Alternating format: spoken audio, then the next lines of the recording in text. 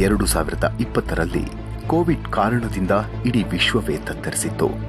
ಈ ಸಂದರ್ಭದಲ್ಲಿ ಗುರೂಜಿಯವರು ತಂತ್ರಜ್ಞಾನವನ್ನು ಬಳಸಿ ಆನ್ಲೈನ್ ಮುಖಾಂತರ ಸರಳ ವಾಸ್ತು ಸೇವೆಯನ್ನ ನೀಡುವ ನಿರ್ಧಾರಕ್ಕೆ ಬರ್ತಾರೆ. ಇದರ ಭಾಗವಾಗಿ ಜಗತ್ತಿನ ಯಾವುದೇ ಮೂಲೆಯಲ್ಲಿರುವ ವ್ಯಕ್ತಿ ಸಿಜಿ ಪರಿವಾರ ಸಂಸ್ಥೆಗೆ ಕೇವಲ ಒಂದು ವಿಡಿಯೋ ಕಾಲ್ ಮಾಡಿದ್ರೆ ಸಾಕು.